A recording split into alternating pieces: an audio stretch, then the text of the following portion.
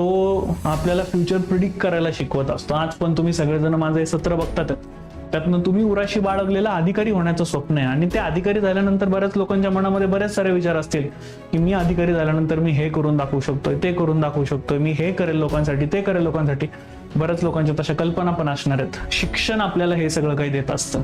तर त्यापासून वाचण्यासाठी हे घरगुती हिंसाचार विधेयक आपल्याकडे आलेलं होतं. यावेळेला गव्हर्नमेंट कोणतं होतं, त्या विधेयकामधल्या महत्वाच्या प्रोव्हिजन्स काय, इनफॅक्ट याच्यावरती एक डिस्क्रिप्टिव्ह क्वेश्चन युपीएससीनं सुद्धा विचारलेला आहे. कामाच्या ठिकाणी जर महिलांचा लैंगिक छळ होत असेल तर त्यासाठी एक विधेयक आणि नंतर कायदा सुद्धा आपल्याकडे आलेला आहे. दोस्तांनो नमस्कार, कसे आहात तुम्ही सगळेजण आणि तुमचा अभ्यास कसा चाललाय? आय होप तो छान चाललेला असेल. तुम्ही राज्यसेवा परीक्षा 2027चा अभ्यास करत असाल तर आता राज्यसेवा ही डिस्क्रिप्टिव्ह झालेली आहे. बऱ्याच प्रश्नांमध्ये आपल्याला NCERT गरज पडणार आहे. उदाहरणार्थ परवा एक प्रश्न फूड सिक्युरिटीवरती गटकल आलेला होता, किंवा राज्यसेवेमध्ये आपल्याला फूड सिक्युरिटीवरचा एक क्वेश्चन दिसलेला होता आणि लँड रिफॉर्मवरचा एक क्वेश्चन दिसलेला होता. असे काही टॉपिक आहेत जे NCERT मध्ये खूप छान पद्धतीत कव्हर केलेले आहेत.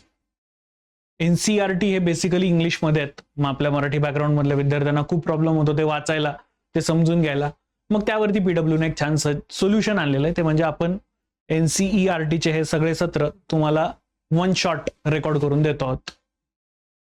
आता आपण या लेक्चरला सुरुवात करणार आहोत. तत्पूर्वी तुम्हाला हे लेक्चर इंग्लिश आणि मराठी अशा दोन्ही भाषांमध्ये मिळणार आहेत. वरती मराठी, खाली इंग्रजी असणार आहे. याची PDF तुम्हाला लाईव्ह चॅट बॉक्स मध्ये पिन केलेली आहे आणि खाली कमेंट बॉक्स मध्ये देखील पिन केलेली आहे. तुम्हाला ती तिथे भेटून जाईल. मित्रांनो, जर तुम्ही 27चा अभ्यास करत असाल तर लक्षात घ्या, डिस्क्रिप्टिव्ह MPSC मध्ये थॉट तयार करणं खूप जास्त गरजेचं आहे. लिहायला सुरुवात करणं खूप जास्त गरजेचं आहे.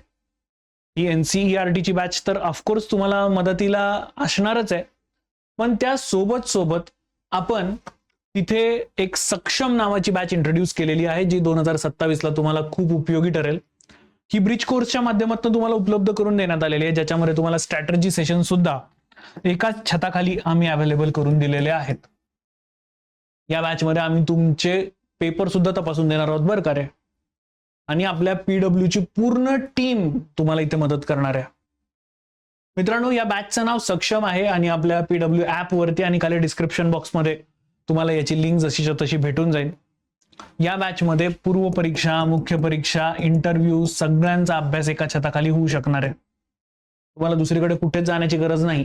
तुमचा संपूर्ण GS आम्ही एका छताखाली कव्हर करून देतोय. आणि जसं PW हे नेहमीप्रमाणे एक गोष्ट राबवतो, ते म्हणजे PWची फीस प्रचंड कमी असते. हे सगळं आम्ही एका छताखाली मात्र 6,999 रुपयामध्ये तुम्हाला देत आहोत. सगळं यात तुम्हाला मराठी आणि इंग्रजी दोन्ही भाषांमधनं नोट्स मिळणार आहेत. बायलिंग्वल कोर्स असणार आहे हा. त्यामुळे इंग्रजीतनं कोणी प्रिपेअर करत असेल त्यांनाही घाबरायची गरज नाही, मराठीतनं प्रिपरेशन करत असेल त्यांनाही काही घाबरायची गरज नाही. स्टेट बोर्ड एका छताखाली तुम्हाला मिळून जाणार आहेत आणि आमच्या नोट्समध्ये ते ऍड असणार आहेत. तुम्हाला DPP म्हणजे डेली प्रिलिम्स प्रॅक्टिस भेटते, डेली मेन्स प्रॅक्टिस सुद्धा भेटते. आम्ही उत्तरं तुम्हाला कसे लिहायचे इथपासून ते तिथे टाइम मॅनेजमेंट कसं करायचं इथपर्यंत आम्ही तुम्हाला घेऊन जाणार आहोत. तर तुम्हाला हे सत्र खूप उपयोगी ठरणार आहेत. चला सुरुवात करूया आत्ताच्या क्लासला. यामध्ये वुमन एम्पॉवरमेंटचा एक टॉपिक आहे जो आपल्याला वुमन एम्पॉवरमेंटसाठी लिहायला खूप उपयोगी पडेल. मार्केट, त्याचे टाइप्स ऑफ मार्केट, त्याच्यानंतर मग कॉटन मिल वरती एक वेगळा टॉपिक आहे की कॉटन कशा पद्धतीने तयार होतो, त्याचं सप्लाय चेन कशी आहे. त्याच्यानंतर मग कॉटन कोऑपरेशन वरती एक आहे. तर या सगळ्या गोष्टींना या सत्रामधनं आपण जाणून घेणार आहोत. बऱ्याच विद्यार्थ्यांना याच्या नोट्स कशा डाउनलोड करायच्या याच्यावरती पण प्रश्न आहेत. तर लेक्चरच्या मध्ये मी तुम्हाला ते कशा डाउनलोड करायच्या अँड ऑल याबद्दल डिटेल इन्फॉर्मेशन पण देतो. चला सुरुवात करूया आत्ताच्या NCERTला. तर चौथा चॅप्टर आहे बघा, त्याच्यामध्ये growing up as boys and girls या टॉपिक कडे आपण वळणार आहोत. तर मित्रांनो, खूप रिअल लाईफचे एक्झाम्पल देऊन या बुक मध्ये तुम्हाला समजावून सांगण्यात आलेलं आहे. आपण घराबाहेर करण्यात येणारी कामं पाहणार आहोत आणि काही व्यवसाय स्त्री आणि पुरुषांसाठी, स्त्रियांपेक्षा पुरुषांसाठी कसे योग्य आहेत हे समजून घेणार आहोत. ज्या वेळेला मी तुम्हाला मगाशी म्हणालो की आपण वुमन एम्पॉवरमेंट कडे वळूया, तर काही उद्योग मात्र असे आहेत की ज्यामध्ये पुरुषांचं प्रतिनिधित्वच तुम्हाला दिसेल. तर त्याच्याबद्दल इथे सांगितलं गेलेलं आहे. स्त्रिया समानतेसाठी कसा संघर्ष करतायत हे पण आपण बघणार आहोत. शिक्षण मिळवणे हा स्त्रियांसाठी नवीन संधी निर्माण करण्याचा एक मार्ग होता आणि अजूनही आहे. अलीकडच्या काही वर्षात भेदभावाला आव्हान देण्यासाठी महिला चळवळींनी केलेल्या विविध प्रकारच्या प्रयत्नांचंही आपण या प्रकरणामध्ये माहिती मिळवणार आहोत. यामध्ये NCERT-नं एक उत्कृष्ट उदाहरण महाराष्ट्रातलं घेतलेलं आहे आणि त्यावरती आपल्याला आपल्या परीक्षेत प्रश्न सुद्धा दिसतात आहेत, त्यांकडे पण आपण जाणार आहोत. We will look at work outside the home and understand how some occupations are seen to be more suitable for men than women. Here they are going to compare some works, means the work which are very suitable for men, not for the women. Here they are talking about it. We will also learn about how women struggle for equality. महिला संघर्षासाठी कशा भांडल्या ते या chapter मध्ये आपल्याला बघायचंय. Getting an education was and still is one way in which new opportunities were created for women. शिक्षणानं महिलांसाठी खूप साऱ्या ऑपॉर्च्युनिटीजचा जन्म झाला. In this chapter we will also briefly stress the difference between the efforts made by women's movement to challenge discrimination in recent years. Let's start. ह्यात एक आकडा खूप छान दिलेला आहे, हा तुम्ही प्रश्नाच्या उत्तरात जसाच्या तसा मांडू शकाल. भारतातील 83.6% काम करणाऱ्या महिला शेतीच्या कामात गुंतलेल्या आहेत.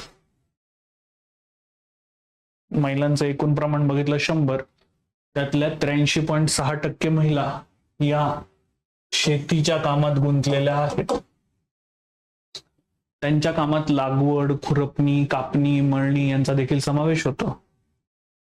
तरीही जेव्हा आपण शेतकऱ्यांचा विचार करतो तेव्हा आपण फक्त माणसांचाच विचार करतो. इथे तुम्हाला असमानता किती मोठ्या प्रमाणामध्ये आहे आणि इक्वलिटीकडे, समानतेकडे कसं बघितलं गेलेलं आहे. म्हणजे आपण शेतकरी म्हटलं की समोर रामू काका असं उदाहरण घेतो, पण आपण हे बघतच नाही की त्याच्यामध्ये रामू काकाची वाईफ, रामू काकाची मुलगी, रामू काकाची बहीण हे देखील त्या कामामध्ये गुंतलेले आहेत. सो हा पॅराग्राफ त्याबद्दलची महत्वाची माहिती सांगतो. इनइक्वालिटी हा आपल्या सिलेबसचा टॉपिक आहे, विसरता कामा नये.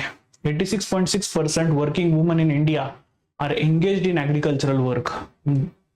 There work includes planting, weeding, harvesting. Yet when we think about the farmer, we only think of a man. आपण फक्त माणसाबद्दलच विचार करतो आहोत. आता इथे एक छान चित्र दिलं गेलेलं आहे. महाराष्ट्राच्या एज्युकेशन सिस्टम मध्ये सुद्धा यांचं योगदान खरंच खूप महत्वाचं आहे. चित्रात दाखवल्या गेलेल्या रमाबाई यांनी आपल्या मुलीसह शिक्षणाचं नेतृत्व केलेलं आहे. ती कधीच शाळेत गेली नाही, पण तिच्या पालकांकडनं तिनं लिहायला आणि वाचायला शिकून घेतलं. Ramabai from 1858 to 1922 to above with her daughter. यांचं वुमन एज्युकेशन मधलं महत्व आहे. She never went to school but learn to read and write from her parents. तिला पंडिता ही पदवी देण्यात आलेली होती कारण संस्कृत वाचू आणि लिहू शकत होती. त्यावेळेला हे काम महिलांकडे नव्हतं बरं का. इनइक्वालिटी किती होती बघा. ही एक उल्लेखनीय कामगिरी आहे कारण महिलांना अशा ज्ञानाची त्यावेळेला परवानगी नव्हती. जसं मी तुम्हाला आता इतक्यात बोललो, इनइक्वालिटीचं हे उत्तम उदाहरण आहे त्यावेळेचं. 1898 मध्ये तिनं पुण्याजवळील केडगाव इथे एक मिशन सुरू केलं, जिथं विधवा आणि गरीब महिलांना केवळ साक्षर होण्याची नव्हे तर स्वतंत्र होण्यासाठी त्यांनी प्रोत्साहित केलं गेलेलं होतं. आता तुमच्यासाठी एक छोटासा होमवर्क आहे की त्यांच्या संस्थेचं नाव काय.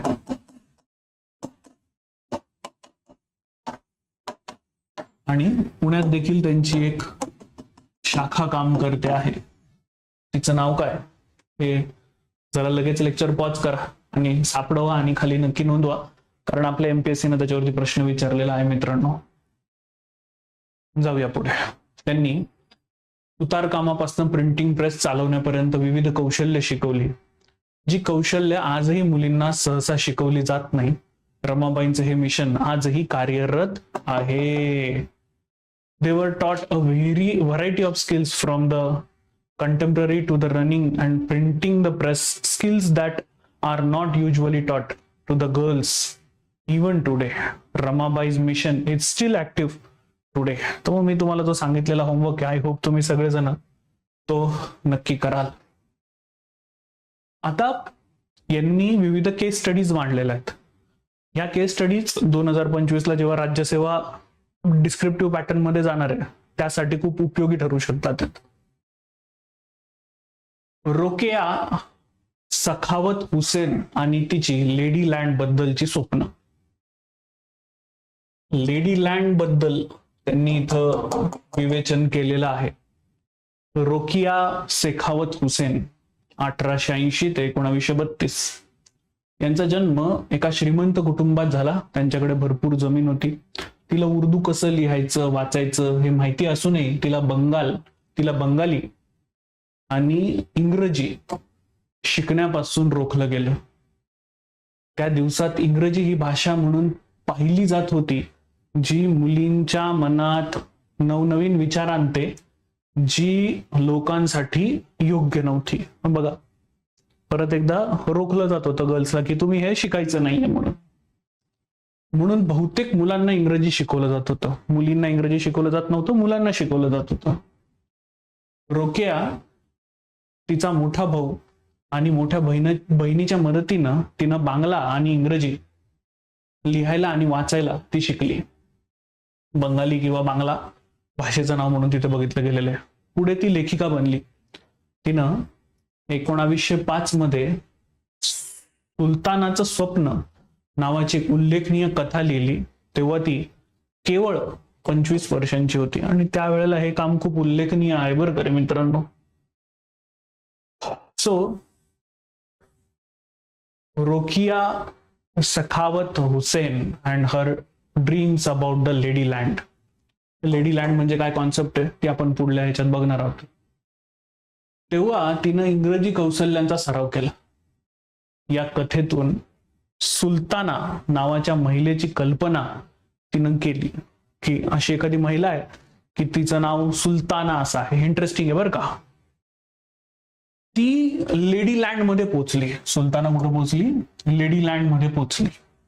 लेडी लँड हे असं ठिकाण होतं जिथं स्त्रियांना अभ्यास, काम, ढगांवरचा पाऊस नियंत्रित करणे, हवाई कार उडवणे यांच्यासारखे आविष्कार तयार करायला स्वातंत्र्य होतं. बघा मित्रांनो, आधीच्या पेज मध्ये आपण वाचतो की एक मुलगी आहे, तिला भाषा शिकण्यापासून सुद्धा रोखलं जात होतं. तिला जेव्हा ज्ञान मिळतंय तेव्हा ती त्याचा वापर करून स्वतःला एका नेक्स्ट जनरेशन मध्ये घेऊन जाते. आज हे पॉसिबल आहे, त्यावेळेला हे पॉसिबल नव्हतं. आज हे पॉसिबल आहे. आज आपण ज्या गोष्टी बघतो बघा ना, स्त्रियांना अभ्यास करणं. आता मुली माझं लेक्चर बघत असणार आहेत आणि हे तुमच्यासाठी महत्वाची गोष्ट आहे. त्यावेळेला विचार करा, मुलींना हे शिकण्यापासून सुद्धा रोखलं जात होतं. आज तुमच्या हातात मोबाईल आहे आणि तुम्ही कदाचित कानात हेडफोन लावून किंवा मोबाईलच्या साध्य माध्यमातून मला शिकत आहात. त्यावेळेची परिस्थिती बघा. ढगांवरनं पाऊस नियंत्रित करणे, हवाई कार उडवणे. आज बऱ्याच महिला या पायलट आहेत. नासाच्या एक महत्वाच्या सायंटिस्ट या स्पेस मध्ये अडकलेल्या आहेत. जर तुम्हाला त्यांचं नाव माहिती नसेल तर जरा लगेच हे लेक्चर पॉज करा आणि त्यांचं नाव सापडावं, कारण ते आपल्या अभ्यासासाठी महत्वाचे आहेत. त्यांचं बिलॉंगिंग कुठेतरी भारताशी आहे, त्यामुळं त्या आपल्यासाठी महत्वाचे आहेत. आता एलॉन भाऊ मस्त म्हणालेला आहे की मी प्रयत्न करेन आणि त्यांना स्पेस मधनं घेऊन येईल. या लेडी लँड मध्ये पुरुषांना त्यांच्या बंदुका आणि इतर युद्धाच्या शस्त्रांसह महिलांच्या मेंदूच्या शक्तीनं पराभूत केलं आणि त्यांना एकंदर पाठवून दिलेलं होतं. आता इथं महिलांचं राज्य होतं असं या माध्यमातून त्यांना म्हणायचं आहे. सुलताना तिची बहिणी सारा सोबत लेडी लँड मध्ये प्रवास करत असताना तिला जाणीव होती की हे फक्त एक स्वप्न आहे. मित्रांनो बघा, त्यावेळेला ही मुलगी ड्रीम करते की मला ही अशी काहीतरी गोष्ट भेटेल का, हे असं मी काही करू शकते का. तिला ऍटलिस्ट हे स्वप्न पाहणं हे तरी तिच्या अभ्यासामुळे कळू शकलेलं होतं. तर अभ्यास हा फक्त आपल्याला काही गोष्टी शिकवत नाही, तर तो आपल्याला फ्युचर प्रिडिक्ट करायला शिकवत असतो. आज पण तुम्ही सगळेजण माझं हे सत्र बघतात, त्यातनं तुम्ही उराशी बाळगलेला अधिकारी होण्याचं स्वप्न आहे. आणि ते अधिकारी झाल्यानंतर बऱ्याच लोकांच्या मनामध्ये बरेच सारे विचार असतील की मी अधिकारी झाल्यानंतर मी हे करून दाखवू शकतोय, ते करून दाखवू शकतोय, मी हे करेल लोकांसाठी, ते करेल लोकांसाठी. बऱ्याच लोकांच्या तशा कल्पना पण असणार आहेत. शिक्षण आपल्याला हे सगळं काही देत असतं. तुम्ही बघू शकता की मुलींना शाळेत जाण्याच्या आधीच्या दिवसात रोखिया सखावत हुसेन महिलांना विमानं, कार उडवण्याचं स्वप्न हे दाखवत होती. हे शिक्षणामुळे तिला प्राप्त झालेलं होतं. शिक्षण आणि विद्येनं रोकियाचं स्वप्न, रोकियाच्या स्वतःचं जीवन बदलून टाकलेलं होतं. रोकिया केवळ स्वतःसाठी शिक्षण घेऊन थांबली नाही. तिनं शिक्षणासाठी तिला फक्त स्वप्न पाहण्याची आणि लिहिण्याची शक्ती दिली नाही, तर इतर मुलींना शाळेत जाण्यासाठी आणि स्वतःची स्वप्न घडवण्याची मदत करण्यासाठी देखील बरंच काही केलं. तर शिक्षणानं आपण हे ड्रीम कम्प्लीट करू शकतो, हे या केस स्टडीच्या माध्यमातून इथं सांगितलं गेलेलं आहे. 1910 मध्ये त्यांनी कलकत्ता येथं मुलींसाठी शाळा सुरू केली आणि आजही ती शाळा कार्यरत आहे. ठीक आहे, हे महत्वाचं आहे आपल्यासाठी. नेक्स्ट, आजचं शालेय शिक्षण. आता 1961च्या जनगणनेनुसार सर्व मुली आणि स्त्रिया यांच्या 15%, मुलं 40%. बघा इथे काय म्हटलं गेलेलं नीट लक्षात घ्या. 1961च्या सेन्ससनुसार 40% बॉईज किंवा मेन हे लिटरेट होते. वरॅज तिथं महिलांचं प्रमाण किती आहे, फक्त 15%. गर्ल और वुमन चं प्रमाण किती आहे, फक्त 15%. हे परत एकदा आपल्याला इनइक्वालिटीकडे घेऊन जात आहे. 2011च्या सर्वात अलीकडच्या जनगणनेत ही आकडेवारी मात्र 82% पुरुषांसाठी आणि 65% महिलांसाठी इतकी झालेली होती. मित्रांनो याच्यावरती क्वेश्चन येऊन गेलेला आहे बरं का, राज्यसेवा मुख्यमध्ये, की 2001चा 11 बरोबर कंपॅरिझन केलेलं आहे. आपण जनगणनेच्या प्रश्नांमध्ये त्यांना बघितलेलं देखील आहे. परंतु तुम्ही देखील पाहू शकता की पुरुष गटाची टक्केवारी ही महिला गटापेक्षा जास्त आहे. अंतर कमी झालं नाही. इनइक्वालिटी दर्शवली गेलेली आहे इथे. जेव्हा तुम्ही इनइक्वालिटी बद्दल काही लिहित असाल तेव्हा हे पॉइंट तुम्हाला कामी पडणार आहेत. यावरनं हे पण मी तुम्हाला सांगतो की याच्यावरती फॅक्च्युअल क्वेश्चन्स पण आहेत. आपण रमाबाईंबद्दलचा एक फॅक्च्युअल क्वेश्चन बघितलेला होता, त्यांचं काम काय त्याच्याबद्दल मी तुम्हाला विचारलेलं होतं. कलकत्त्याचं आधीचं एक उदाहरण घेतलेलं होतं आपण. त्यानंतर मग आता इथे परत एकदा आपण सेन्ससचं एक उदाहरण घेतलेलं आहे. तर इथे खूप छान चार्ट त्या लोकांनी दिलेला आहे. पहिले तर प्रायमरी, अप्पर प्रायमरी आणि सेकंडरी, प्राथमिक, उच्च प्राथमिक आणि मग त्याच्यानंतर सेकंडरी. आता इथे अॅन्युअल ड्रॉप आउट रेशो आहे, म्हणजे शाळा सोडल्याचं प्रमाण इन स्कूल एज्युकेशन, हे 14-15% सकट त्यांनी इथं दिलेलं आहे. इंटरेस्टिंग चार्ट आहे हा, समजून घेऊया आपण. येथे एक सारणी दिलेली आहे ज्याच्यात अनुसूचित जाती स्केड्यूल कास्ट आणि अनुसूचित जमाती स्केड्यूल ट्राईब सह विविध समाजातील घटकांमधून शाळा सोडल्या जाणाऱ्या मुली आणि मुलांची टक्केवारी दर्शवलेली आहे. इथे तुम्ही बघू शकता ते इथे बॉईज दिलेले, गर्ल्स दिलेले, टोटल दिलेले आहेत. बॉईज दिलेले, गर्ल्स दिलेले, टोटल दिलेले आहेत. ठीक आहे. प्रायमरी मध्ये तुम्हाला ही टक्केवारी जरा कमीच दिसते, पण जरा अप्पर प्रायमरी आणि जरा सेकंडरी मध्ये जरा नीट प्रमाण बघा. इथे जरा नीट लक्षात घ्या की जेव्हा आपण ऑल कडे येतो, सर्वांमध्ये येतो, बॉईजचं प्रमाण, गर्ल्सचं प्रमाण आणि टोटल. बॉईजचं प्रमाण, ड्रॉपआउटचं प्रमाण बघा, 1 ते 5 या क्लासमध्ये इथे 4.36, मुलींचं प्रमाण मात्र 3.88. इथे कमी दिसतंय. मात्र अप्पर प्रायमरी मध्ये बघा, इथे मुलांचं प्रमाण कमी, मुलींचं जास्त, आणि इथे तर खतरनाक प्रमाण आपल्याला दिसतंय. पण जर आपण कास्ट वाईज पाहायला गेलो तर मात्र प्रमाण भीषण आहे. लक्षात घ्या, शेड्यूल कास्ट पुस्तकामध्ये शब्द हा, जेव्हा आपण भाषांतराकडे जाऊया तेव्हा मायनॉरिटी किंवा दलित असा शब्द आता तिथे ठेवता येऊ शकतो, आणि इकडे एसटी साठी आदिवासी असा शब्द आपण ठेवू शकतोय. तर आता जरा इकडं ह्या प्रमाणांकडे तुम्ही बघा की हे प्रमाण किती भीषण आहेत. प्रमाण मोठं आहे असं यातनं सांगण्याचं त्यांनी हे केलेलं आहे. वरील तक्त्यामध्ये तुमच्या लक्षात येईल की शेड्यूल कास्ट आणि शेड्यूल ट्राईब मुली सर्व मुलींच्या श्रेणीमध्ये सर्वात जास्त दरानं शाळा सोडतात. याचा अर्थ असाच आहे की एससी आणि एसटी पार्श्वभूमीतील मुली शाळेत राहण्याची शक्यता ही कमी आहे. जेव्हा आपण इनइक्वालिटी बद्दल बोलतोय तेव्हा ही इनइक्वालिटी मायनॉरिटी मध्ये जास्त आहे असं यातनं सांगण्याचं काम त्यांनी केलेलं आहे.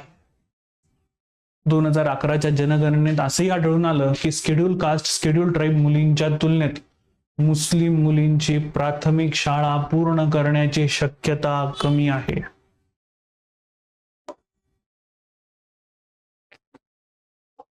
मी जरा थोडं तुम्हाला झेपतंय का यासाठी म्हणून थांबलो. हा सर्व डेटा एनसीईआरटीचा आहे. तुम्हीच बघा यातनं आपल्याला फॅक्च्युअल पार्ट पण किती मिळतोय. इनइक्वालिटीचं प्रमाण हे कोणत्या समाजाच्या बाबतीत किती खतरनाक आहे हे यातनं आपल्याला समजतंय.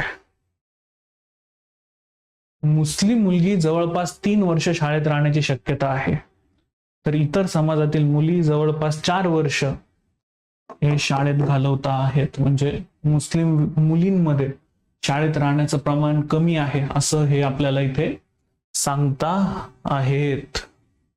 दलित, आदिवासी आणि मुस्लिम समाजातील मुली शाळा सोडण्याची अनेक कारणं आहेत. आता आपल्याला प्रश्न आला की why minority schools girls drop out ratio is more. तर मग आता त्याला सपोर्टिव्ह स्टेटमेंट पण लगेच आपल्याला याच्या माध्यमातून मिळतात. देशात अनेक भागांमध्ये, विशेषतः ग्रामीण आणि गरीब भागात, योग्य शाळा किंवा नियमित प्रमाणे शिकवणारे शिक्षक नाहीत. मेजर प्रॉब्लेम आहे हा. जर शाळा लोकांच्या घराजवळ नसेल, बस व्हॅन सारखी वाहतूक नसेल, तर पालक आपल्या मुलींना शाळेत पाठवायला तयार नसतात. अनेक कुटुंब खूप गरीब आहेत, त्यांच्या सर्व मुलांच्या शिक्षणाचा खर्च ते उचलू शकत नाहीत. इथे पहिलं कारण शिक्षणाचं दिलेलं आहे. दुसरं कारण हे शाळा घराच्या जवळ नाही याचं दिलेलं आहे. तिसरं कारण वाहतुकीची उपलब्धता नाही हे दिलेलं आहे. चौथं कारण हे मानसिकतेविषयी दिलं गेलेलं आहे. 5वं कारण हे इथे ते गरीब आहेत, पॉवर्टी विषयी दिलं गेलेलं आहे. एकूणच मग जर हे सगळं असेल तर ते त्यांच्या मुलींना शाळेत नाही पाठवू शकत असं ते या माध्यमातून म्हणतात. मित्रांनो, क्वेश्चनचं कन्स्ट्रक्शन या माध्यमातून होतंय, नीट लक्षात घ्या. तुम्ही हे फक्त उदाहरणं देत नाही आहेत, तुम्हाला एक क्वेश्चन आणि त्याचा आन्सर सुद्धा प्रोव्हाइड करतात. त्यामुळे आय होप तुम्ही पण याच्या नोट्स घ्याल आणि आय होप तुम्ही कुठेतरी या सगळ्या गोष्टी लिहून पण ठेवाल. या परिस्थितीत मुलांना प्राधान्य मिळू शकतं. आता इथे परत इनइक्वालिटी तयार झाली बघा. मुलींना प्राधान्य मिळत नाहीये, मुलांना मात्र प्राधान्य मिळतंय. अनेक मुले शाळा सोडतात कारण त्यांच्याशी त्यांचे शिक्षक आणि वर्गमित्र भेदभाव करतात. ही सोशल इनइक्वालिटी खूप जास्त आहे.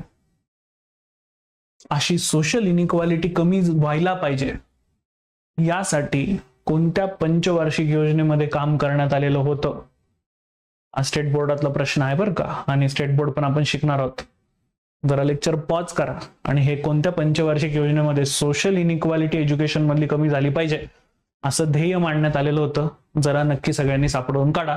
मी आन्सरची वाट कमेंट बॉक्समध्ये बघणार आहे.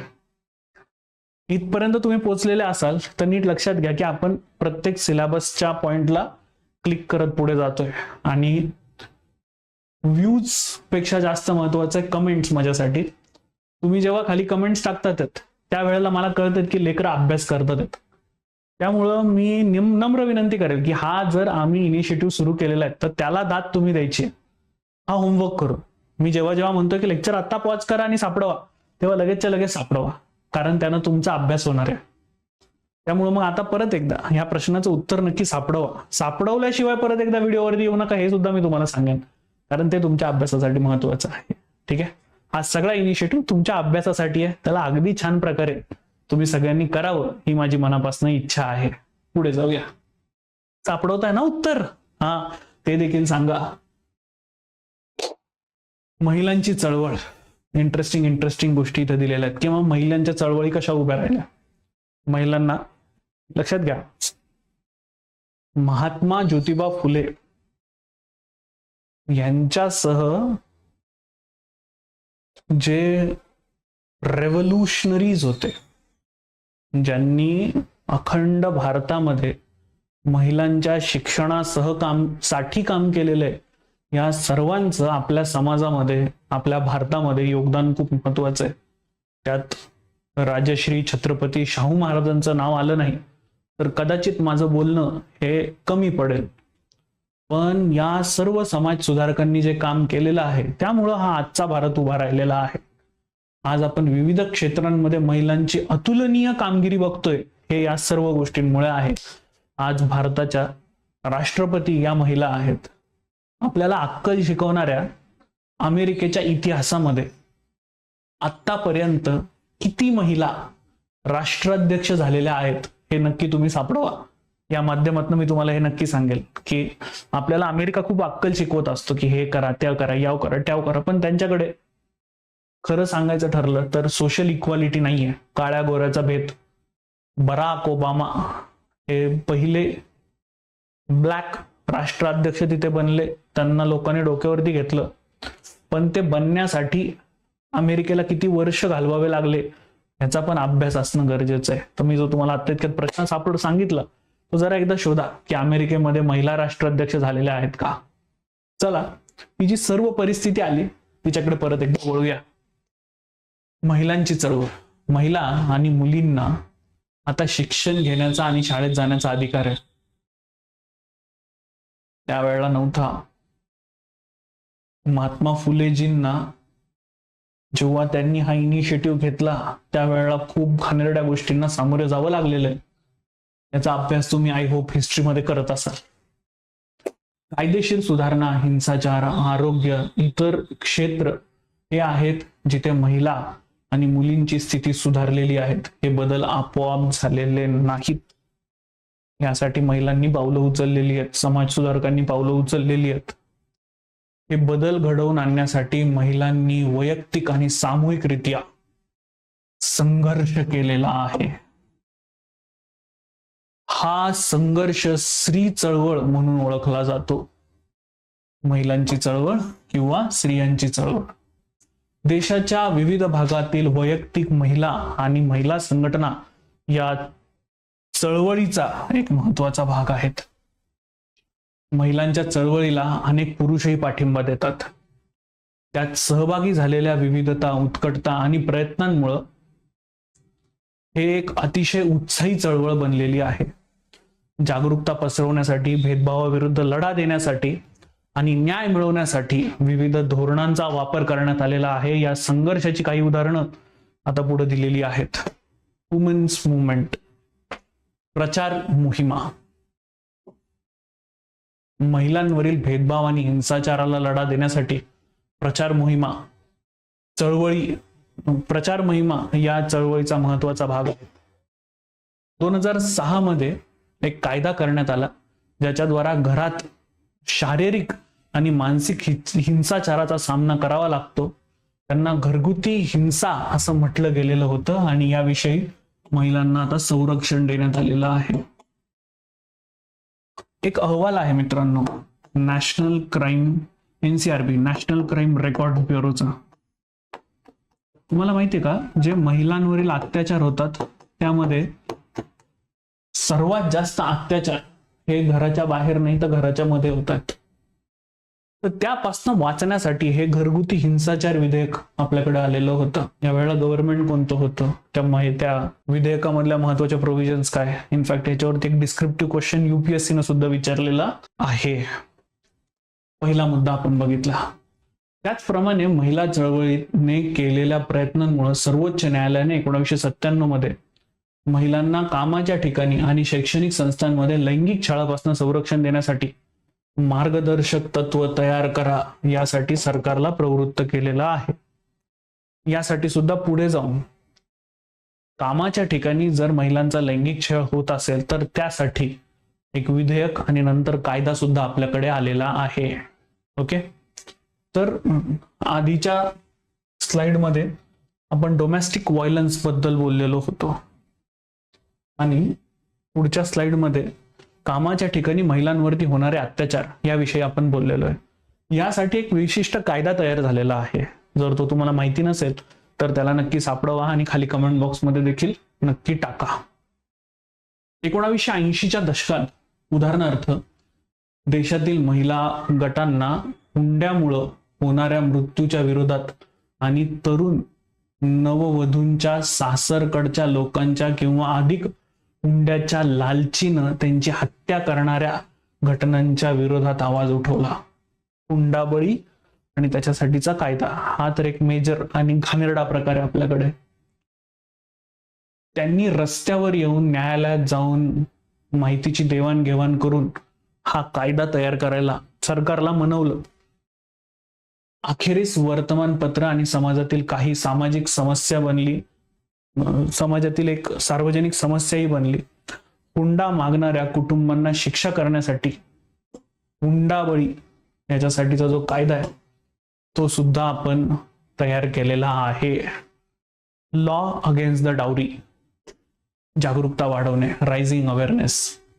महिलांच्या चळवळीच्या कामाचा एक महत्वाचा भाग म्हणजे महिलांच्या हक्कांच्या प्रश्नांबद्दल जनजागृती करणं. तर यासाठी आपण पथनाट्य तयार केली, गाणी तयार केली, जाहिराती तयार केल्या आणि त्या माध्यमातून आपण लोकांपर्यंत अवेअरनेस पोहोचवली. निषेध, प्रोटेस्ट नोंदवले आपण. हे प्रोटेस्ट आजही सुरू आहे. पण ज्या वेळेला आपल्याला पाहायला मिळतं की 3-4 वर्षांच्या मुलींविरुद्ध 3-4 वर्षांच्या मुलींवरती अत्याचार होतात. रिसेंटली त्या बलात्कार आणि याच्या घटनेनंतर भारतातील काही राज्यांनी याच्यासाठी कायदा सुद्धा तयार केला की 21 दिवसात अशा व्यक्तीला शिक्षा दिली पाहिजे. महाराष्ट्रामध्ये अशी घटना घडल्यानंतर एका आरोप्याचा एन्काउंटर सुद्धा झालेला आहे. आता कदाचित पुढील परीक्षेमध्ये तुम्हाला त्याच्यावरती प्रश्न सुद्धा येऊ शकतो की तुमचं याविषयी मत नोंदवा. कदाचित परीक्षेत मांडायचं मत तुमचं नक्कीच वेगळं असेल, पण तुमचं स्वतःचं मत सुद्धा त्या घटनेबद्दल काय हे नक्की कुठेतरी तयार करा तुम्ही सगळ्यांनी. तुम्हाला हे पुढे लिहायचं आहे. जेव्हा महिला विरुद्ध उल्लंघन होतंय किंवा उदाहरणार्थ एखादा कायदा किंवा धोरण यांच्या हिताच्या धोरणामध्ये काम करते तेव्हा महिला चळवळ आवाज उठवते. सार्वजनिक रॅली, निदर्शनं हा अन्यायाकडे लक्ष वेधण्याचा एक अतिशय प्रभावी मार्ग आहे. Women's movement raises its voice when the violence against women take place, or for example, when a law or a policy act against their interest. तर मग त्या विरुद्ध पब्लिक रॅली काढणं आणि तिथे प्रोटेस्ट नोंदवणं हा सर्वोत्तम उपाय तिथे आहे. एकता दर्शवणे, शोईंग सॉलिडेटरी.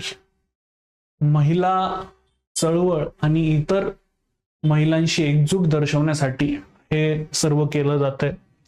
कॅन्डल मार्च आपण ज्याला म्हणतोय त्या माध्यमातून सुद्धा आपण बऱ्याच गोष्टी ज्या आहेत त्या नोंदवतो की नाही, आम्ही तुमच्या सोबत आहोत आणि हे जे घडलेलं आहे हे चुकीचं घडलेलं आहे.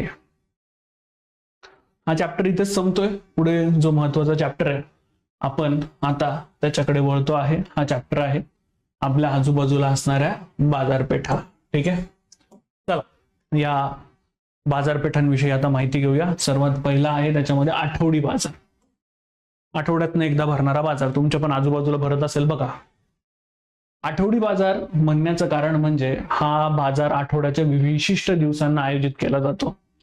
आठवडी बाजारात कायमस्वरूपी दुकानं नसतात. या बाजारात व्यापारी दिवसभर दुकानं लावत नाही. संध्याकाळी ती दिवसभर दुकानं लावतात आणि संध्याकाळी ती बंद करतात. आठवडाभर बाजार नसतो, पर्टिक्युलर तो एक दिवस ठरलेला असतो. उदाहरणार्थ मी नाशिकमध्ये बुधवारचा बाजार बघितलेला आहे, किंवा आमच्याकडे पुण्यामध्ये रविवारचा बाजार भरतो.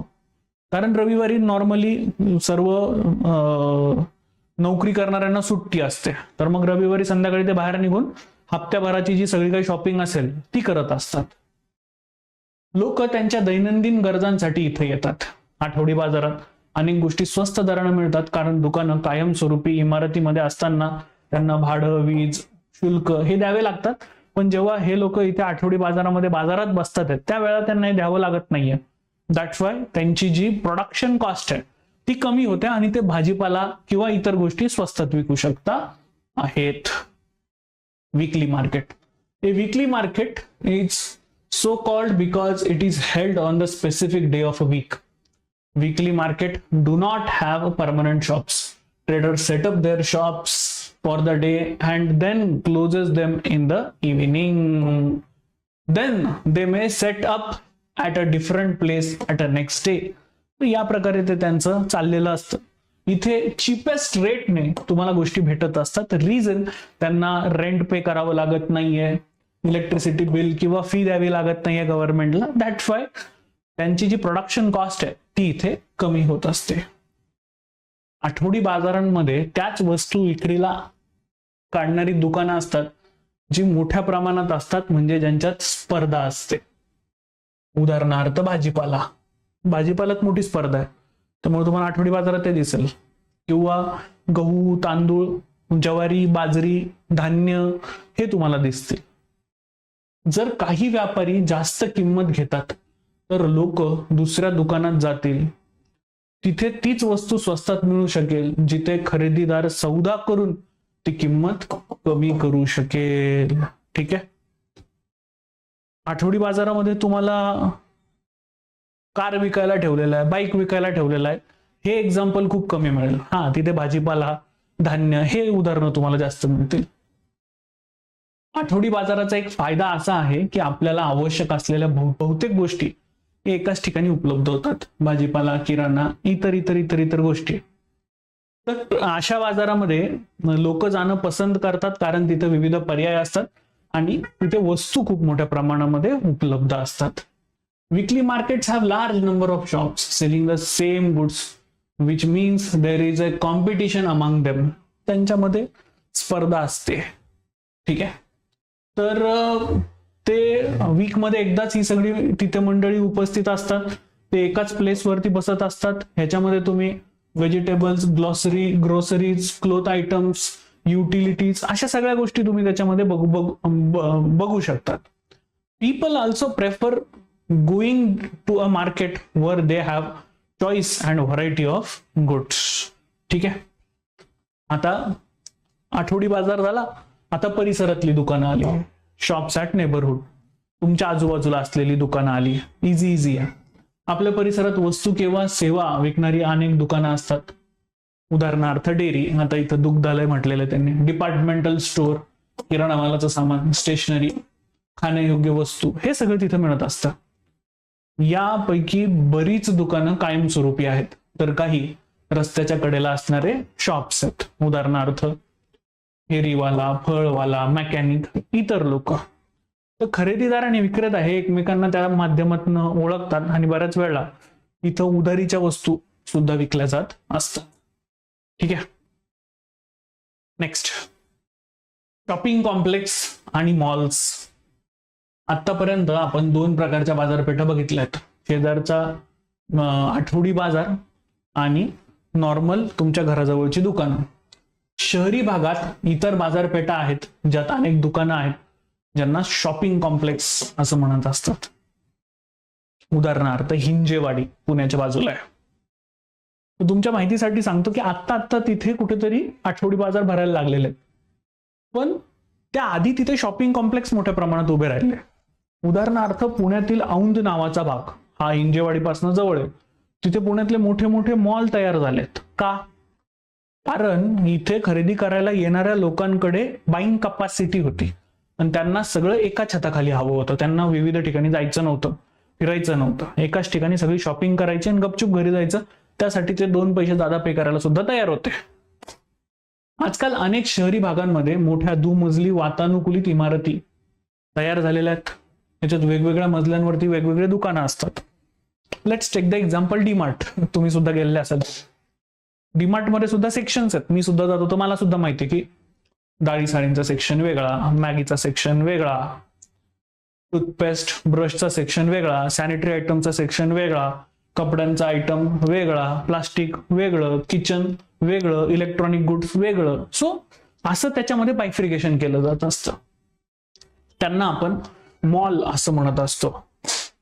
या शहरी बाजारपेठांमध्ये तुम्हाला ब्रँडेड आणि नॉन ब्रँडेड अशा दोन्ही प्रकारच्या वस्तू मिळतात.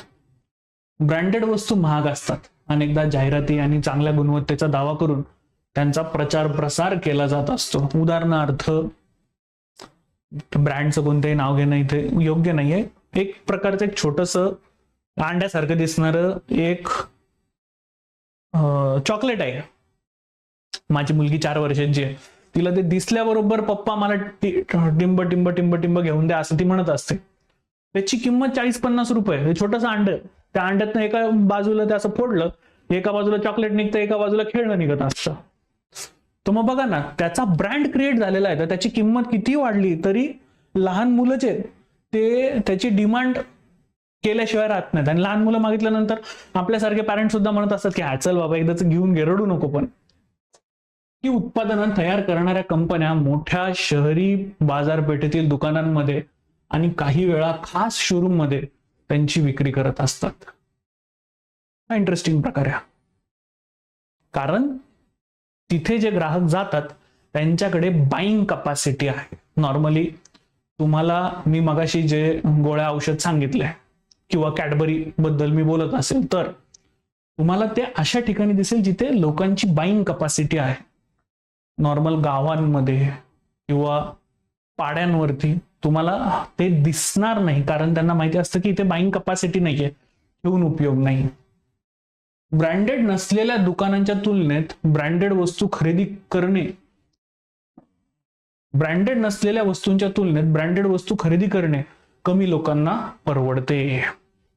Shopping complexes and mall. So फार we have seen 2 kinds of marketplaces, weekly markets and markets at our neighborhood. आपण ते दोघं जण बघितलेले होते. बाजारपेठांची साखळी, चेन.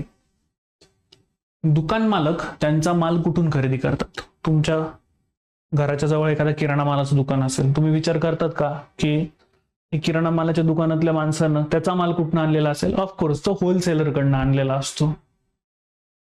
वस्तूंचं उत्पादन कारखाने यांमध्ये, शेतांमध्ये, घरांमध्ये केली जाते. तथापि थेट कारखान्यांमधनं किंवा शेतांमधनं खरेदी करत नाहीत. तसेच उत्पादकांना 1 किलो भाजी किंवा 1 प्लास्टिक मग यांसारखे कमी प्रमाणामध्ये आपल्या वस्तू तयार करण्यामध्ये रस नसेल. उत्पादक, आता आपण या बाजारपेठांची साखळी बघत होतो. तर बघा, जे उत्पादक असतात ना त्यांना छोट्या छोट्या गोष्टी विकण्यामध्ये रस नसतो. उत्पादक आणि अंतिम ग्राहक यांच्यामध्ये जे लोक असतात त्यांना आपण व्यापारी म्हणतो. इथे प्रोड्युसर आहे आणि इथं तुम्ही मी आहेत. आपल्यामध्ये इथे हा व्यापारी असतो. घाऊक व्यापारी प्रथम मोठ्या प्रमाणात माल खरेदी करतात. जो प्रोड्युसर आहे, ॲज्युम करा की ही पाण्याची बाटली, हा बनवणारा एखादा प्रोड्युसर असतो. त्याच्याकडनं होलसेलर हा मोठ्या प्रमाणात गोष्टी विकत घेतो. उदाहरणार्थ भाजीपाला, घाऊक व्यापारी काही किलो भाजीपाला विकत घेणार नाहीत, तर ते 25-100 किलो एवढ्या लॉट मध्ये खरेदी करतात आणि नंतर मग ते व्यापाऱ्यांना विकतात आणि मग व्यापारी हे ग्राहकाला विकतात. या बाजारपेठेमध्ये व्यापाऱ्यांमध्ये खरेदी विक्री होत असते. व्यापाऱ्यांच्या ह्या दुव्यांमुळेच माल हा दूरवरती पोहोचतो. मागल्या 8 दिवसांपूर्वी माझ्या एका मित्राचं लग्न होतं, तर त्या माध्यमासाठी मला MP मध्य प्रदेशात जाण्याची संधी मिळाली. तिथे सिहोर नावाचं एक गाव आहे. त्या सिहोर मधनं गहू जो आहे तो आपल्याकडे येत असतो. आणि MP सिहोर तुम्ही असं नाव ऐकलेलं असेल बघा. म्हणजे विचार करा, तो MP मधनं तो माल हा आपल्यापर्यंत पोहोचतोय. ते सोडा, तुमच्या हातामध्ये असणारा mobile phone, Samsung, Oppo, Vivo, iPhone हे आपल्याकडे तयार झालेले आहेत का? नाही. आयफोनची गोष्ट कराल तर तो designed at California, made in India, आणि मग तो तुमच्या हातात आलेला आहे. मग विचार करा की त्याची कशी मारामारी असेल सगळीच्या सगळी. तर या बाजारपेठांमध्ये व्यापाऱ्यांमध्ये खरेदी विक्री होत असते. व्यापाऱ्यांच्या या दुव्यांमुळेच माल हा काय होतो, दूरवरती पोहोचत असतो. जे व्यापारी शेवटी हे ग्राहकांना विकतो त्याला किरकोळ व्यापारी असं म्हणतात, रिटेलर इंग्लिशमध्ये. हा आठवडी बाजारातील व्यापारी, शेजारी फेरीवाला किंवा शॉपिंग कॉम्प्लेक्स मधलं दुकान हे असू शकतं. शहरातील घाऊक व्यापाऱ्यानं कारखान्यातून मोठ्या प्रमाणात प्लास्टिकच्या वस्तू खरेदी करून गोदामात ठेवल्या. अशा प्रकारे बाजाराची साखळी तयार होते. जेव्हा आपण ही खरेदी करतो तेव्हा आपल्याला बाजारपेठेच्या साखळीची माहिती नसते आणि त्यातून हा माल हा आपल्यापर्यंत पोहोचत असतो.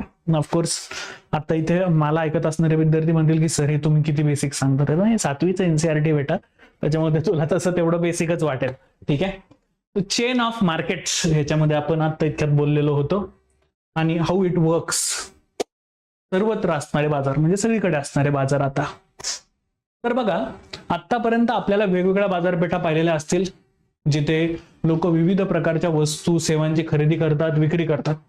या सर्व बाजारपेठा एका विशिष्ट परिसरात असतात आणि विशिष्ट पद्धतीने आणि वेळेत काम करतात. तथापि वस्तू खरेदीसाठी नेहमी बाजारात जावं लागेल असं नाही. तुम्ही फोनद्वारा, आजकाल इंटरनेटद्वारा देखील वस्तू खरेदी करू शकतात. उदाहरणार्थ आत्ताच काही कंपन्यांचे बिग बिलियन डे चाललेले आहेत. दिवाळीच्या आधी नॉर्मली असा कार्यक्रम त्यांचा चालत असतो की घ्या, खरेदी करा माल, आहे की नाही.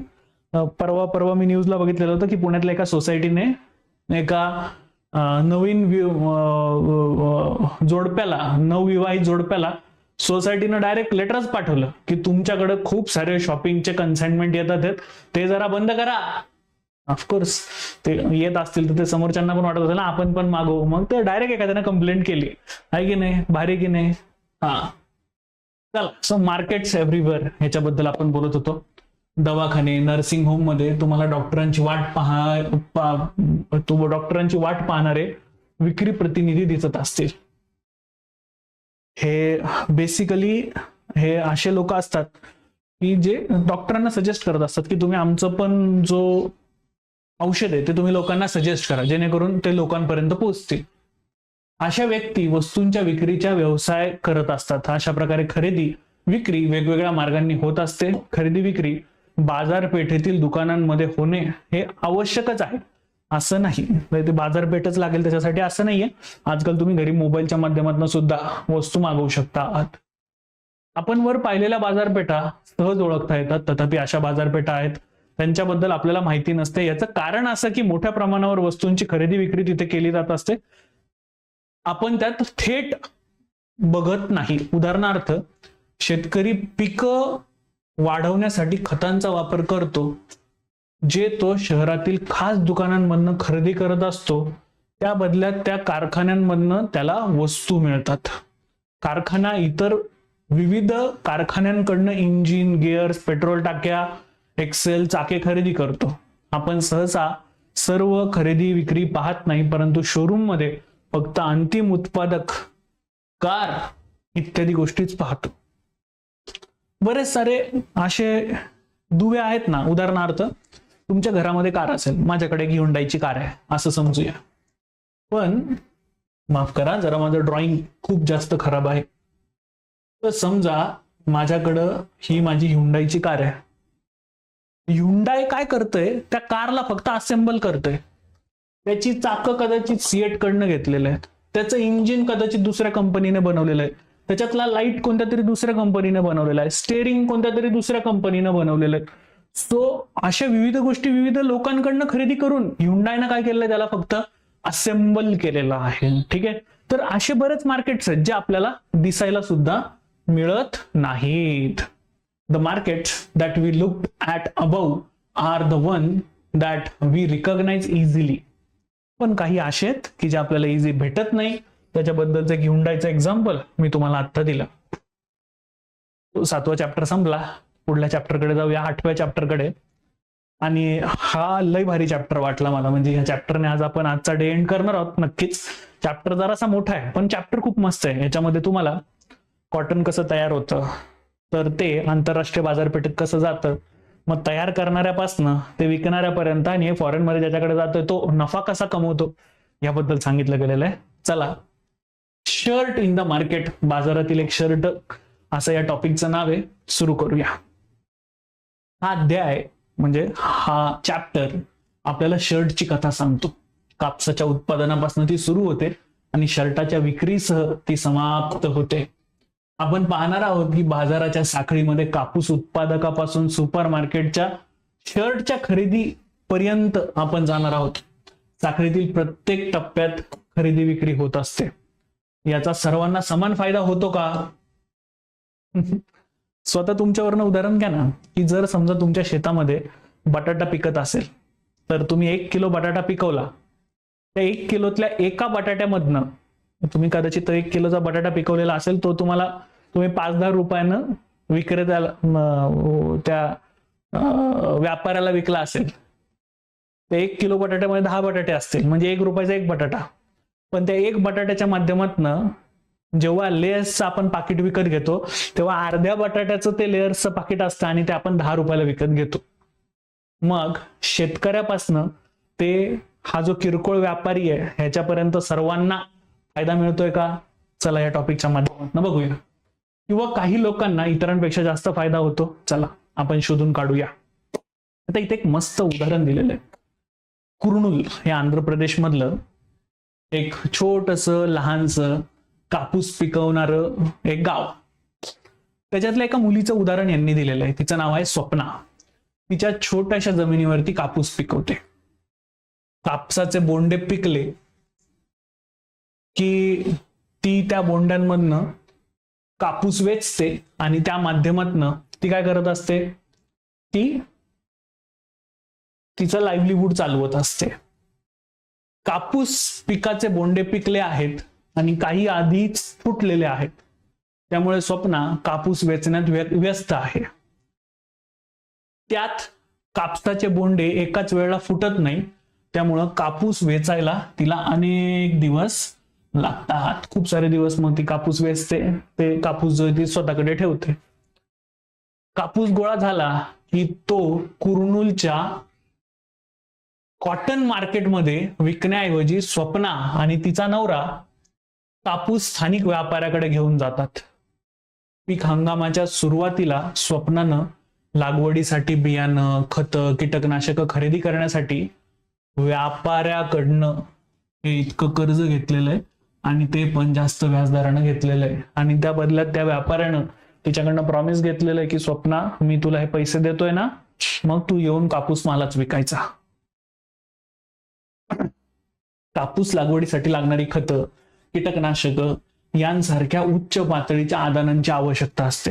स्वप्नाला कापूस तयार करायचा आहे, मग तिला खतं लागणार आहे, कीटकनाशकं लागणार आहेत.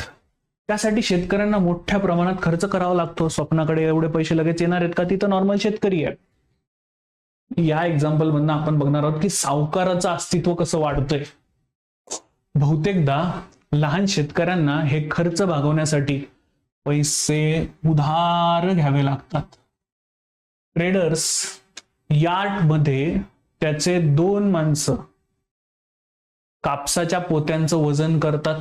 प्रति क्विंटल 1500 या भावानं कापसाला 6000 रुपये मिळतात. तो व्यापारी पण डेंजर आहे. स्वप्नाला पूर्ण पैसे देत नाहीये.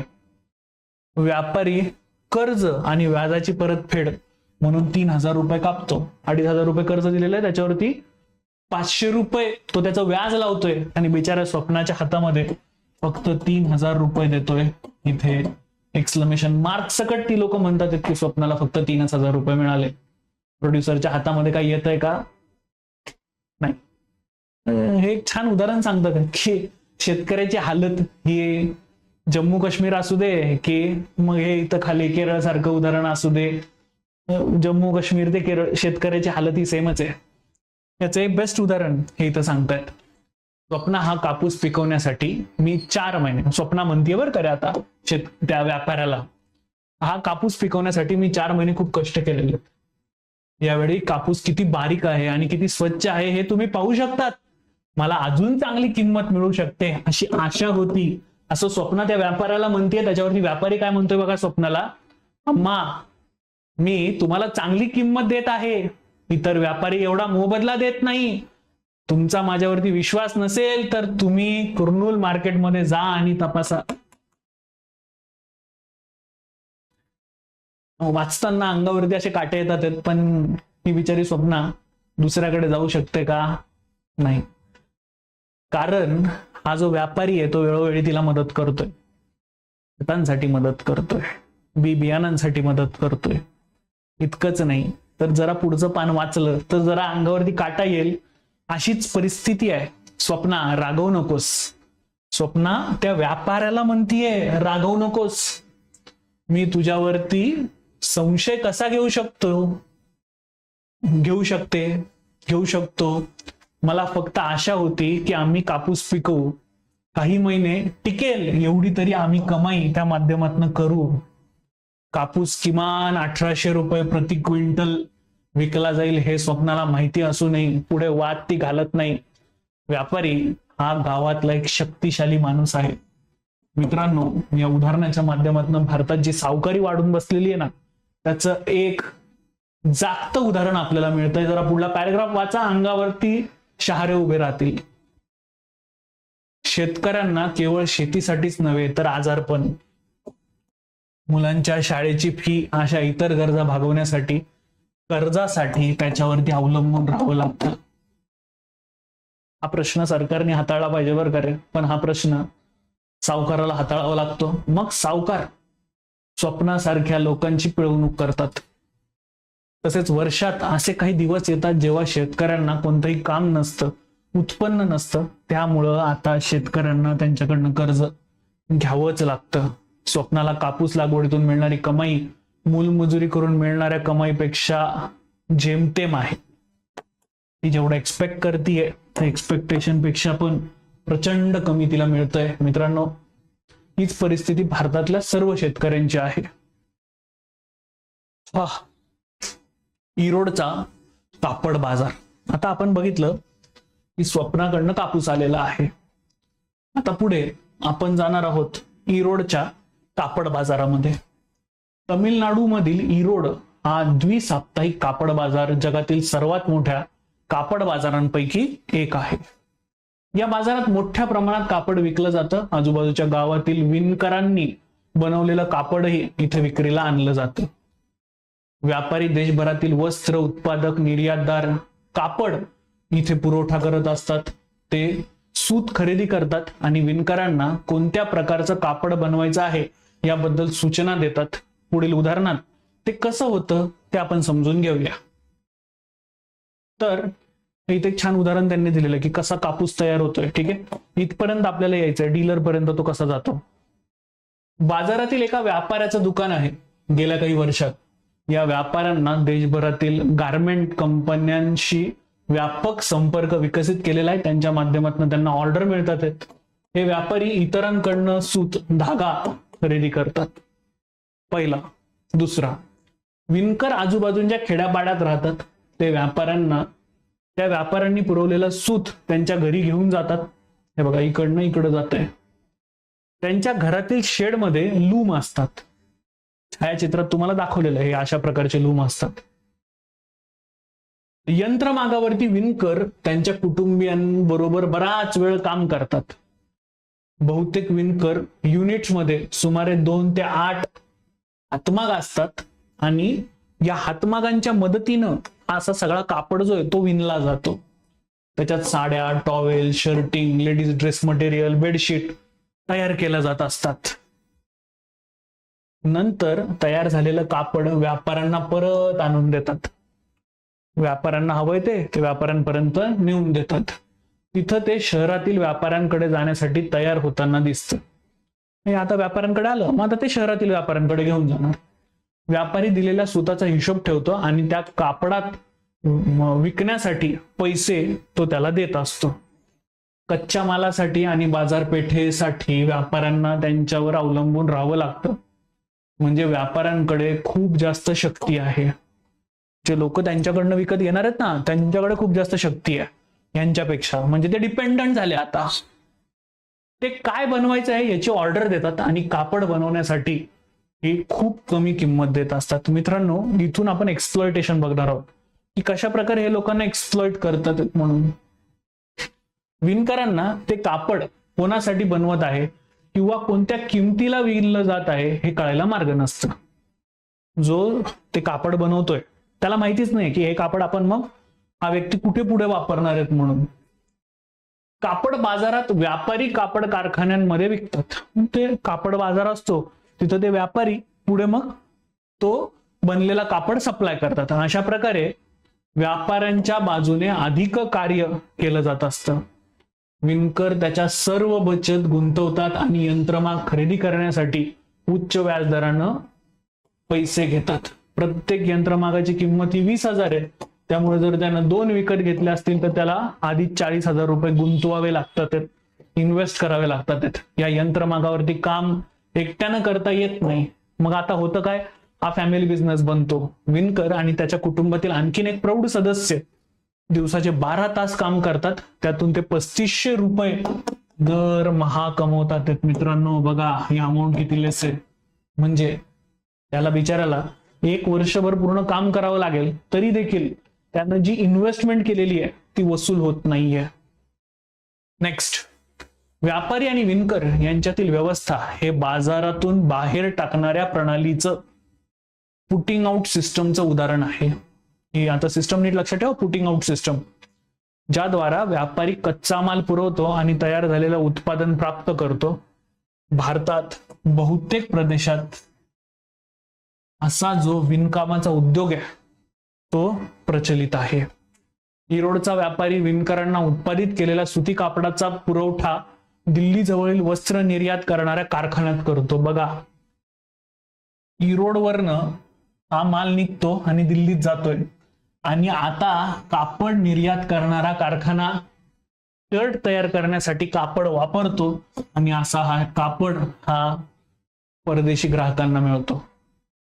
प्रश्न हाच आहे की ज्या स्वप्नाचं आपण उदाहरण बघितलं किंवा ज्या विणकराचं आपण उदाहरण बघितलं त्याला जितके पैसे मिळतात तितके पैसे हा जो निर्यातदार आहे त्यांचं कंपॅरिझन होतंय का कुठे?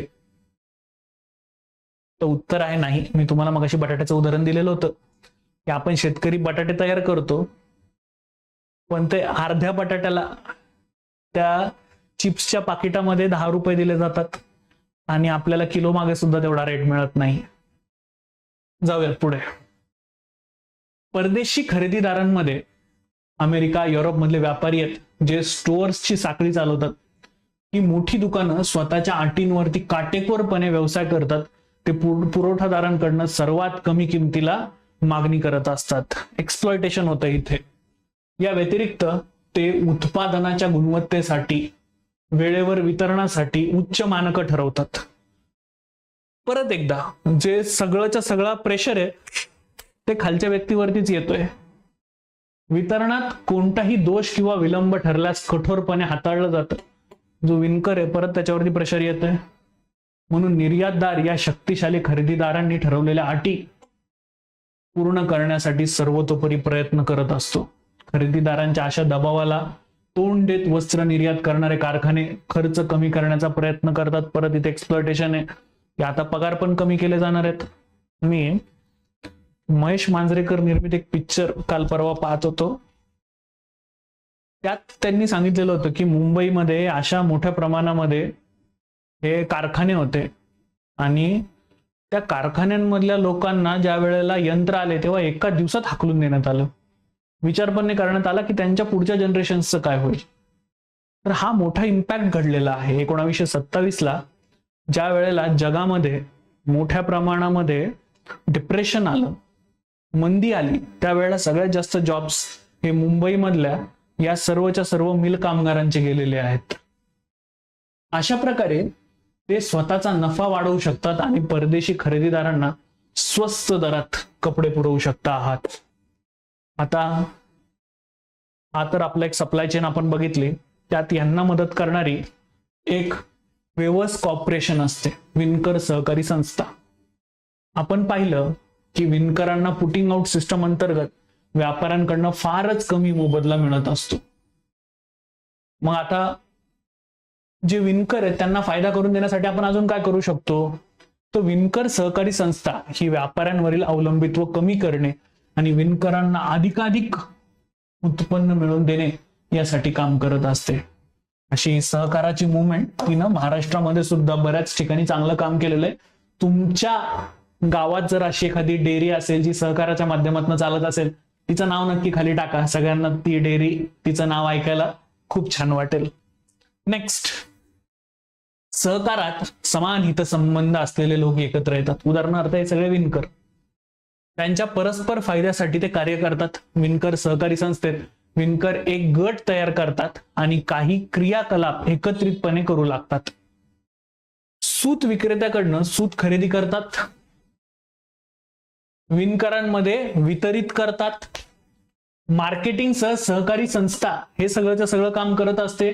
त्यामुळे व्यापाऱ्यांची भूमिका कमी होते. विणकरांना कापडाचा रास्त भाव मिळतो, जेणेकरून हा फायदा खालपर्यंत पर्कोलेट मित्रांनो होत असतो. काही वेळा सरकार सहकारी संस्थांना त्यांच्याकडनं माफक दरात कापड खरेदी करून मदत करत असते. मित्रांनो, इथे ज्यांनी ते उदाहरण दिलेलं आहे की आपण या गोष्टींमध्ये सहकार कसा वाढवू शकतो, हे महाराष्ट्रात व्हायला पाहिजे आणि ते खूप साऱ्या घटनांमध्ये व्हायला पाहिजे. उदाहरणार्थ, महाराष्ट्र राज्य शासनानं एक शाळा एक गणवेश, एक राज्य एक गणवेश ही कॉन्सेप्ट राबवलेली आहे. त्या कॉन्सेप्टमध्ये ह्या गोष्टीचं काम आहे मित्रांनो. आपले जे शालेय शिक्षण मंत्री आहेत त्यांनी हे केलं पाहिजे. तामिळनाडू सरकार राज्यात मोफत शाळा गणवेश चालवतं. या कार्यक्रमासाठी सरकार यंत्रमाग विणकर सहकारी संस्थांकडनं कापड खरेदी करतं. त्याप्रमाणे सरकार हातमाग विणकरी सहकारी संस्थांकडनं कापड खरेदी करतं. को ऑप्टिक्स, आता ही एक संस्था आहे बरं का, ते यासाठी मदत करत असतात. हे महाराष्ट्रात केलं तर विचार करा महाराष्ट्राचा फायदा एवढ्या मोठ्या प्रमाणामध्ये होईल. उदाहरणार्थ, महाराष्ट्रात मिड डे मिल स्कीम चालवली जाते. त्या मिड डे मिल स्कीमला सुद्धा जर आपण आपल्या गावाच्या डेअरीशी जोडलं तर किती फायदा होईल त्याचा विचार करा. को ऑप्टिक्स ही तामिळनाडू मधली हँडलूम वेवर्स कोऑपरेटिव्ह सोसायटी लिमिटेडचं ब्रँड नाव आहे. हे सगळं मी तुम्हाला यासाठी सांगतो की हे सगळं करून आपल्याला आपल्या आन्सर मध्ये याला जागा द्यायची की तामिळनाडूमध्ये हे चालतंय, महाराष्ट्र शासनानं पण हे केलं तर आपल्याला फायदा होईल. ही भारतातील तामिळनाडू मधली हातमाग विणकरांची एक सहकारी संस्था आहे. को ऑप्टिक्स भारतामधली एक अग्रगण्य हातमाग सहकारी संस्था आहे. ती हातमाग क्षेत्रात योगदान आणि विणकरांच्या कल्याणासाठी ओळखली जात असते. इम्पेक्स गारमेंट कारखान्यात 70 कामगार आहेत. त्यापैकी बहुतांश महिला आहेत. यातील बहुतांश कामगार तात्पुरत्या स्वरूपात कामावरती आहेत.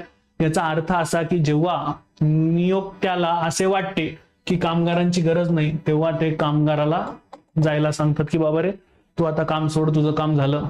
कामगारांना त्यांच्या कौशल्यानुसार वेतन निश्चित केलं जातं. कामगारांमध्ये सर्वाधिक पगार असणारा शिंपी, त्याला दरमहा 3000 रुपये मिळतात. थ्रेड कटिंग, बटनिंग, इस्त्री, पॅकेजिंग सह महिला मदतनीस म्हणून काम करतात. या नोकऱ्यांमध्ये त्यांना सर्वात कमी वेतन दिलं जात असतं. परत एकदा एक्सप्लॉयटेशनचं हे उत्तम उदाहरण आहे. बाजारात नफा कोण तयार करतं? बघा जरा नीट ऐका, इथे इंटरेस्टिंग गोष्ट आहे.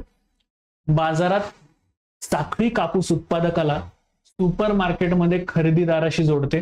साखळीतील प्रत्येक टप्प्यावरती खरेदी विक्री होते.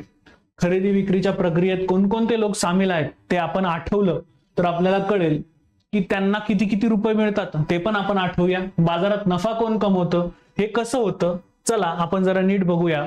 खरेदी विक्रीतनं हा फारसा फायदा ज्यांनी बाजारात नफा कमवणारे लोक होते आणि काही असे होते की ज्यांना या खरेदी विक्रीतनं फारसा नफा झालेला नाही. खूप कष्ट करूनही त्यांना हे काही त्याच्यातनं मिळालेलं नाही. उदाहरणार्थ आपण स्वप्नाचं उदाहरण घेतलेलं होतं. बाजार आणि समानता, मार्केट अँड इक्वालिटी. परदेशी उद्योगपत्यांनी बाजारात प्रचंड नफा कमवला. या तुलनेत वस्त्र निर्यातदारांनी माफक नफा कमवला. दुसरीकडे वस्त्र निर्यात कारखान्यातील कामगारांची कमाई त्यांच्या दैनंदिन गरजा भागवण्यासाठी जेमतेम आहे. त्याचप्रमाणे इरोड येथील लहान कापूस शेतकरी आणि विणकर यांनी अनेक तास कष्ट केले, हे आपण पाहिलेलं आहे. मात्र उत्पादित केलेल्या मालाला बाजारात रास्त भाव मिळालेला नव्हता. विक्रेते आणि त्यांच्या व्यापारी यांच्यात तो नफा जो आहे तो पर्कोलेट झालेला आहे. विणकरांच्या तुलनेत अधिक कमाई केलेली आहे, तरी देखील निर्यातदारापेक्षा ती खूपच कमी आहे. या सर्वांमध्ये निर्यातदार मोठ्या प्रमाणामध्ये काय करतोय, पैसा कमवून नेतो आहे. अशा प्रकारे बाजारात सर्वांना समान फायदा होतोच असं नाही. बाजारात रास्त मोबदला मिळणं ही लोकशाही आहे. कांता असो की स्वप्ना, जर कुटुंब पुरेसा नफा कमवत नसतील तर ते स्वतःला इतरांच्या बरोबर जरीचे कसं काय समजतील. At the end of the day इनइक्वालिटीवरती हा सर्वच्या सर्व टॉपिक येऊन थांबतो. एकीकडे बाजारपेठा लोकांना कामासाठी आणि त्यांनी पिकवलेल्या उत्पादनासाठी वस्तू विकण्यासाठी संधी देते. तो कापूस विकणारा शेतकरी, कापड उत्पादन करणारा विणकर असू शकतो. दुसरीकडे सामान्यतः श्रीमंत आणि शक्तिशाली लोकच बाजारातून जास्तीत जास्त कमाई करताना आपल्याला मित्रांनो दिसता आहेत. असे लोक ज्यांच्याकडे पैसा आहे, कारखाने, मोठमोठी दुकानं, मोठमोठ्या जमिनी आहेत, गरिबांना विविध गोष्टी श्रीमंत आणि शक्तिशाली लोकांवरती अवलंबून राहावं लागतं. त्यांना कर्जासाठी, स्वप्ना आणि लहान शेतकऱ्यांच्या बाबतीमध्ये बोलतोय आपण, कच्चा माल, त्यांच्या मालाच्या विपणनासाठी, पुटिंग आउट सिस्टमचं आपण उदाहरण घेतलं, बहुतेकदा रोजगारासाठी, या सर्वांवरती आपल्याला मित्रांनो अवलंबून राहावं लागतं. ही विशेषता आहे. या अवलंबित्वामुळे बाजारात गरिबांचं शोषण होत आहे. यावरती मात करण्यासाठी मार्ग आहेत, जसं की आपण सहकारी संस्थेचं उदाहरण घेतलं आणि कायद्याचं काटेकोर पालन केलं जाईल याची खात्री करणं, हे त्यातनं एक उपाय जो आहे तो यातनं आहे. ओके, सो या प्रकारे आपण आता 7वीचं एनसीईआरटी पण संपवलेलं आहे. त्याच्या नोट्स कशा डाउनलोड करू, तर तुम्ही फिजिक्स वालावरती लॉग इन केलं की तिथे तुम्हाला पहिल्यांदा असं स्टडी दिसतं. त्या स्टडीवरती क्लिक न करता तुम्हाला इथे खाली बॅचेस वरती क्लिक करायचंय. तुम्ही बॅचेस वरती क्लिक केलं की पुढे तुम्हाला इथे फ्री बॅचेस वरती क्लिक करायचंय. इथे क्लिक केलं की तुम्हाला आपली एनसीईआरटी बॅच दिसेल, वन शॉट रेकॉर्डेड बॅच. ही ऍब्सोल्युटली फ्री बॅच आहे, त्याच्यात एनरोल करून घ्या. त्या बॅच मध्ये तुम्हाला हे सगळं स्टडी मटेरियल आणि मी अगदी पेन टॅप करून केलेल्या ज्या गोष्टी आहेत त्या भेटून जातील. त्यावरनं तुम्ही तुमचा नोट्सच्या त्या प्रिपेअर करण्याचा प्रयत्न करा. मला हवंय की तुम्ही सर्वांना हे सेशन कसं वाटलं ते तुम्ही नक्की सांगा. यातनं आपण सिलेबसला पॉइंट जोडण्याचा प्रयत्न केलेला आहे. ऑफकोर्स हे 7वीचं पुस्तक आहे, त्यामुळे तुम्हाला याच्यात डिफिकल्टी लेवल ही कमीच दिसेल. जेव्हा आपण 8वी, 9वी, 10वी कडे जाऊ तेव्हा डिफिकल्टी लेवल पण वाढेल आणि मी त्याच्यात प्रश्न सुद्धा ऍड करेल. तुम्हाला हे सत्र कसं वाटलं ते मला सांगायला विसरू नका. 8वीच्या सेशन मध्ये आपण लवकरच भेटतो. तोपर्यंत जय हिंद, जय महाराष्ट्र. तुम्हा सगळ्यांना 1 डिसेंबर करता खूप साऱ्या शुभेच्छा. लवकरच भेटूया.